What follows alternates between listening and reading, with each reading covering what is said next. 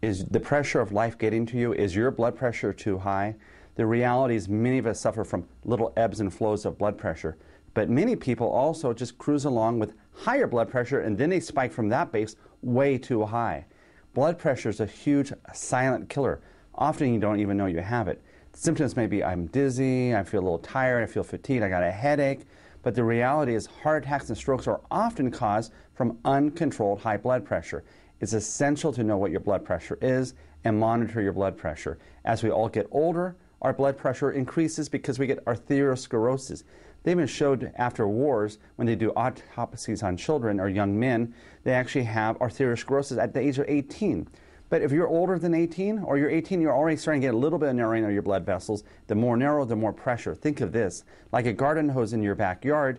If you have a 1/4-inch garden hose, it's going to be a lot of pressure coming out the other end. If you have a large garden hose, let alone a fire engine hose, it's going to be a trickle. But as our blood vessels narrow down, you're going to have higher blood pressure. That's just one of many risk factors. Interesting enough, 90% of the time, the physician won't even know why you have high blood pressure. But let's talk about some risks for high blood pressure. Well, the risks include being African American. African Americans are more likely to have high blood pressure. Also, being a man, you're more likely to have high blood pressure in women. Doesn't mean there's not equal opportunity in all these things. If you're a lower socioeconomic class, if you weigh more, if you eat too much salt. In fact, it's said that 10 to 15 times more salt is consumed in the average American diet than necessary. So that would be sodium. So once again, you want to lower that.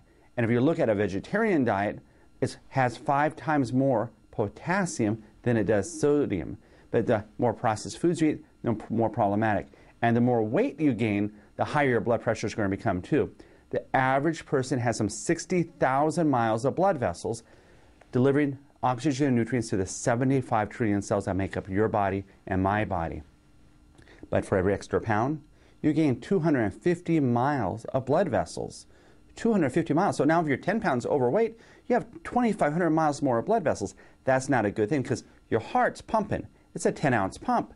Beats over 100,000 times a day. But now it's having to pump through more. So there's more back pressure. And when there's more back pressure, that little pump beating 100,000 times a day has to push against more resistance. Resistance equals pressure. So just like if I'm pushing against my hand, there's more and more pressure. Now instead of having 60,000 miles, or per 10 pounds for the sake, and not only 75,000, it's going to be more and more pressure. Blood pressure increases with weight. You lose a little bit of weight, often your blood pressure decreases.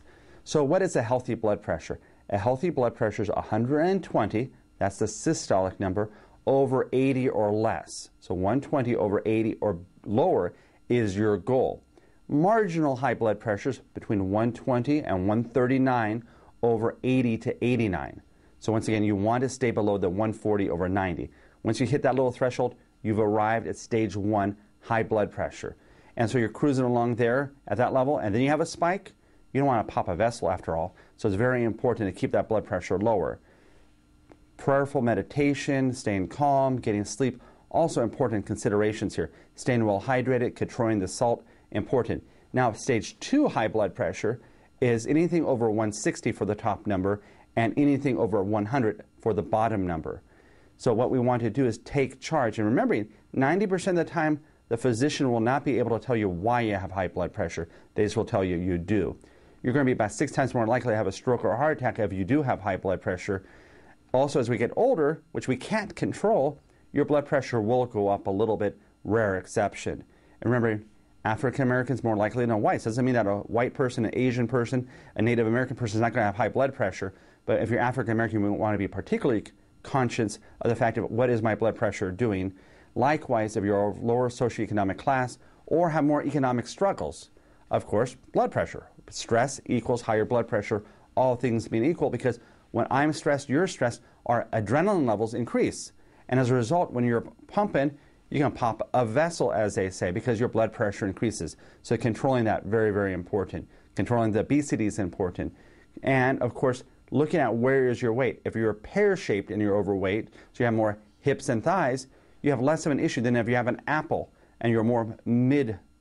If you have more abdominal weight, you're more likely to have high blood pressure. So working on losing that abdominal weight can help a lot. Also, some people are sensitive to alcohol. So some people use alcohol as a medication to stay calm and relaxed, but sometimes people will actually get flushed, they'll have higher blood pressure. You want to see, does alcohol cause a hindrance opposed to a help to your body? And also lack of exercise. There's research showing that if you don't exercise, you're more sedentary, you're a desk jockey, you're more likely to have high blood pressure. So what can you do naturally? Well, you can lose weight. You can also control your sodium.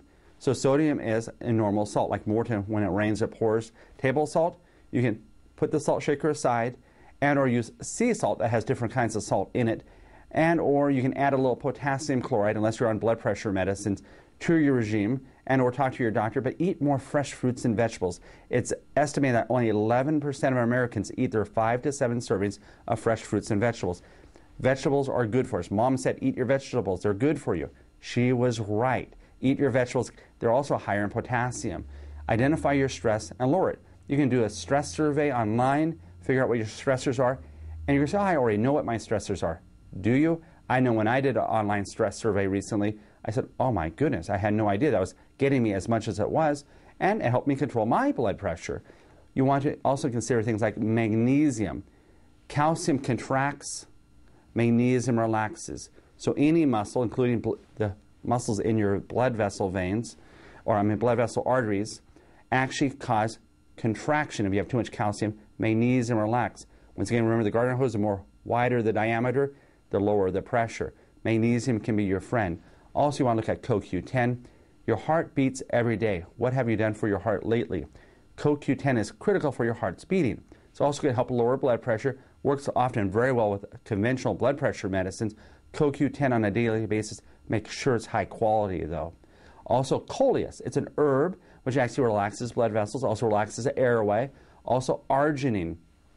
The only people that don't want to use arginine are people with herpes, because arginine can feed that particular virus. However, arginine does a tremendous thing in the body called nitric oxide. For those guys and gals in the audience which are into fast cars, you know, NOS, nitric oxide, actually will cause your car to go faster. Well, it also dilates your blood vessels. Arginine feeds into that pathway, so it can help relax your blood vessels and lower your blood pressure. And lastly, for both men and women alike, get a testosterone level measured. As we age, our testosterone levels drop and your blood pressure increases. Testosterone is a natural NOS inducer. So all of a sudden you might be taking something like Viagra or one of the blood pressure medicines, and you're saying, well, why am I taking a ED med, and why am I taking a blood pressure medicine? That's because your blood vessels aren't working for you, and it could be as simple as, hey, your testosterone levels are low. You increase your testosterone levels to a normal, medically supervised level, and your blood pressure is better, your ED is gone, and life is great, your anxiety is gone. The other thing is, if you have high blood pressure and you snore at night, you must go get a sleep apnea test, because many people with sleep apnea will have high blood pressure throughout the day. They'll have heart palpitations, and 38,000 people a year die in their sleep from having sleep apnea, in part because their heart's working hard, there's adrenaline rush, and there's too high a blood pressure. So remember, magnesium, coleus, lower your salt intake, of course lower your stress, get a stress survey if you can, and if you have sleep apnea or have testosterone issues, take charge, get them measured, see if they're an issue, because it's a proactive person that succeeds. And remember, it's worth investing in your health, because perseverance wins the race.